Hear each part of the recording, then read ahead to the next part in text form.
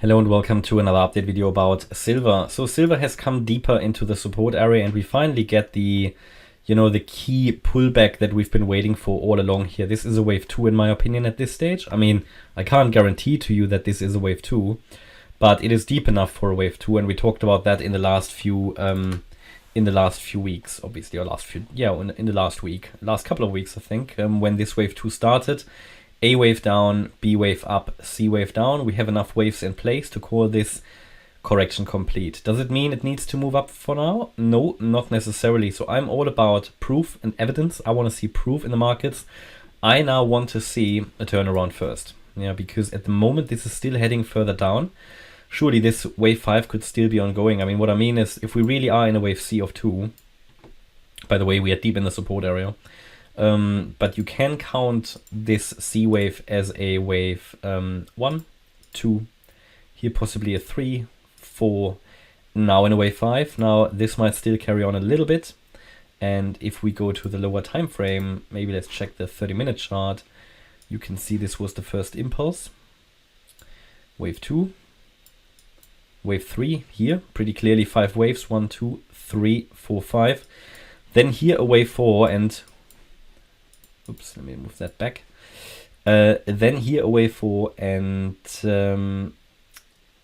just thinking what we probably had here. I mean, it's not so important really what the subwave counts were, because this made a higher high here, so this must be the wave 4 end.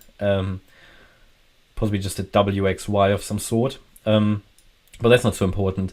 What is important now to see that we have moved down in a wave 5 and we have the minimum number of waves complete, because I'm probably can count this as a 5-wave move as well. This move down here in the 5th, certainly have enough waves in place to do it, and this could be possibly a first one too, but it has come down quite a bit. And if it now holds this low, which it might or might not do, and then rallies above the previous high at 22.30, I think that is probably really good evidence that we have in place. Even better evidence would then be the move above 22.59, above the wave 4 high, that we are ready to roll. And if we're ready to roll, it would mean that we are moving up in a third wave. Probably here, to be honest, let me see. I'll go back to the 1 hour chart. Because of the November lows, September lows, go back to the 4 hour chart. Of the September lows, we moved up in a 1-2 setup. In my opinion, yeah, at least I can read it like that. This means we are now in a third wave, and in the third wave we've just done another 1-2 most likely. And if we now see a turnaround and we see those break, those levels break that I indicated, and there's a good likelihood that we're finally rallying in a third wave. And this is really the trade you want to be in, actually. In terms of targets, I mean, if we talk about this third wave, we're looking for $31 at least for the third wave. I mean, these are not correctly placed, but we talk about the 1.618 extension, so the third wave should rally quite a bit. Now, the condition is that this support area holds. So let me just double check the support area. We take the beginning of the wave 1, we go to the low of the wave 2. Okay, so I've got here the idea that this should ideally hold the 50% fib level. If it doesn't, then we'll probably fall into the next fib range, 2056 and 1946. A drop below 1946 will make me consider that all of this was just an ABC correction. A, B, C, and that we're heading down in an impulse. And that would be the bearish setup, okay? So what really needs to hold is 1946. Against 1946, this can rally higher. I mean, we've got this imminent support area. One second. We've got this imminent support area between $21.33 and $23. From here, ideally, it's turning around, yeah. And maybe let's just double check what actually the ideal target was for the C wave.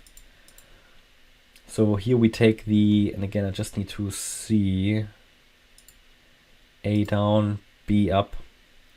Perfect.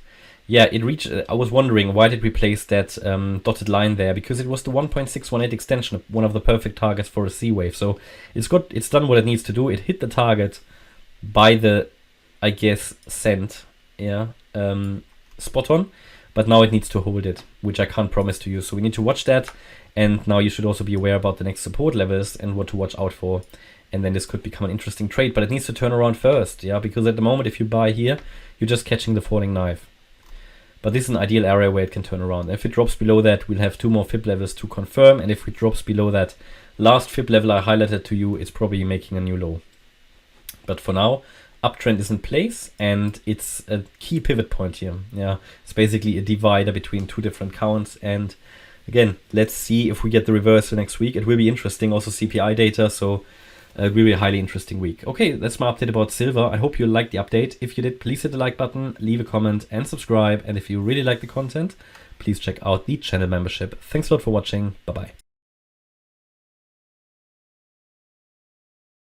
Bye-bye.